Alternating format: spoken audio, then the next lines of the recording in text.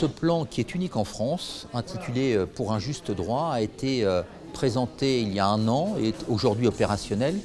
Ce plan pour un juste droit est un plan équilibré à destination des allocataires du RSA. Il consiste tout d'abord à lutter contre le non-recours. Ça veut dire quoi? Il y a des gens encore dans notre département qui pourraient bénéficier du système du RSA, mais qui ne connaissent pas les règles.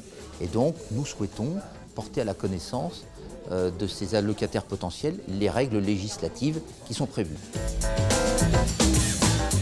Deuxième point, rappeler que pour tout allocataire du RSA, il y a des droits, certes, mais il y a aussi des obligations, notamment de signer un contrat d'engagement réciproque pour se réinsérer professionnellement. Et donc aujourd'hui, 30% des bénéficiaires du RSA n'ont pas encore signé ce contrat d'engagement réciproque. Et donc nous allons les inciter vivement à les signer. Et puis, troisième volet de cette politique, c'est la lutte contre la fraude. Parce que frauder, c'est inadmissible, c'est inacceptable. Tout ceci est de l'argent public. Pour le département de la Seine-Maritime, c'est en 2016 235 millions d'euros. C'est d'ailleurs la première allocation individuelle de solidarité qui pèse sur le budget du département. Donc, nous avons mis en place un nouveau service. Nous avons recruté du personnel au département pour contrôler. Le RSA en Seine-Maritime est versé à peu près à 55 000 personnes dans le département.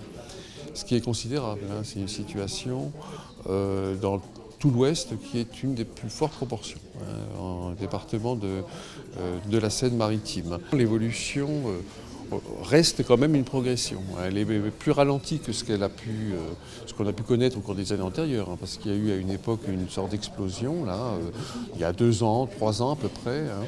Mais là, actuellement, on reste sur un rythme de progression, mais qui est beaucoup plus mesuré. Nous avons travaillé à une approche partenariale. Et donc, nous avons sollicité Pôle emploi, d'une part, et la CAF, qui ont accepté de nous accompagner parce qu'ils considèrent, et nous en sommes nous persuadés, que c'est une politique équilibrée. Nous ne sommes pas uniquement sur la lutte contre la fraude. Certes, c'est un des volets de cette politique, mais il y a aussi un volet préventif et pédagogique qui a séduit nos partenaires. Et donc aujourd'hui, c'est un travail partenarial, tous les 3 réunis, pour être efficient et efficace à partir de maintenant.